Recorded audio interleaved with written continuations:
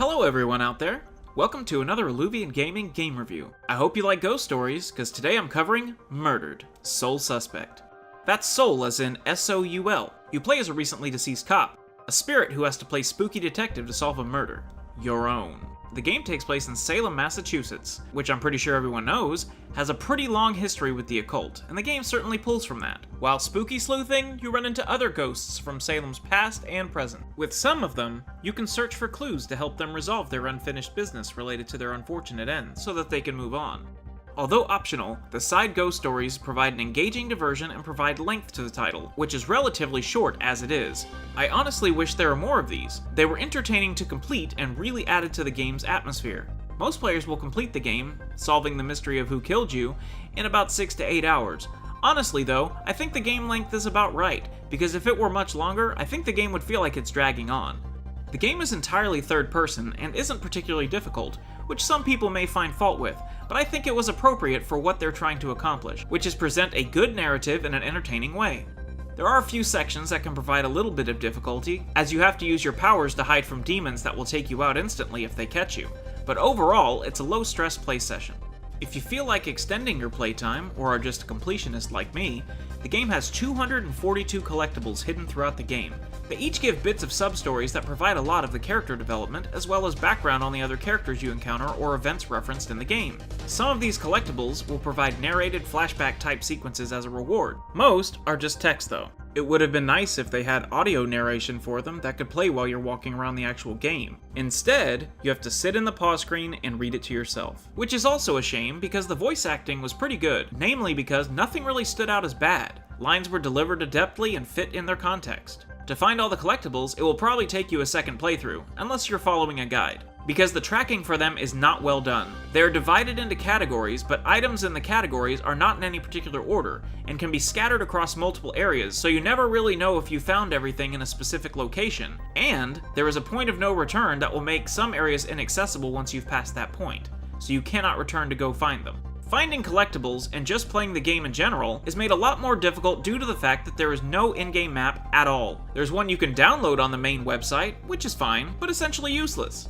Players shouldn't have to go searching for a resource outside of the game for a feature that has been in games for decades. I enjoy exploration in games, but getting lost in a town that the player's character lives in just seems silly. The game does have a waypoint system that helps with navigating, but it will only direct you to the next destination on the main story.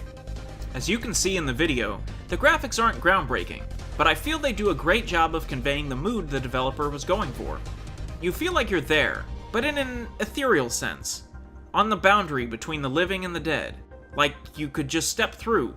The veil is so thin, yet impenetrable. However, my biggest disappointment with the game is that the game is still full of bugs. The game came out in June of 2014. It's almost 4 years old, and I ran into several bugs while playing it on the PlayStation 4. On the very first investigation in the game, I got the chance to peek at a document one of the living was looking at. I then got stuck in that screen. The game was not frozen, the music still played, but no buttons in the game responded at all.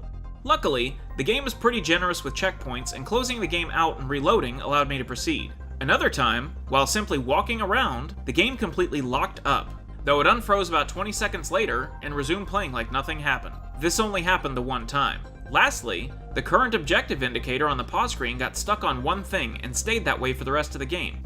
Even after saving and reloading, rebooting the system, etc., it was just broken. That's a pretty major bug to still be in the game this long after release. It made it difficult to take a break and know exactly where you'd left off previously.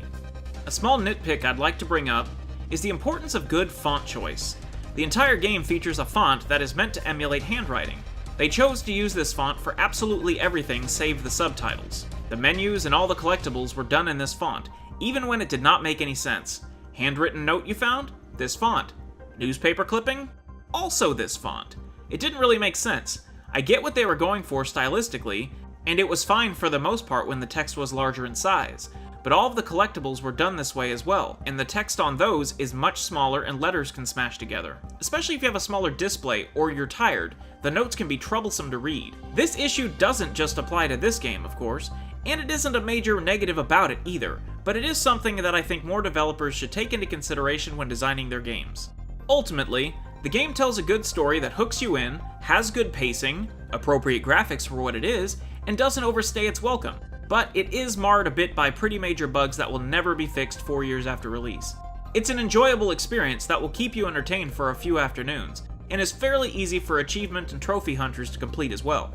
I feel a 7.5 out of 10 is a fair score for this spooky take on the adventure genre. Unfortunately, don't expect a sequel anytime soon, or ever really, as developer Airtight Games closed their doors a month after release, which is a shame because I think the game and concept as a whole definitely showed some promise. Whether that was due to the game's tepid reception or other troubles is unknown. So we just need to enjoy the game for what it is, a fun ghost story done well. Happy haunting!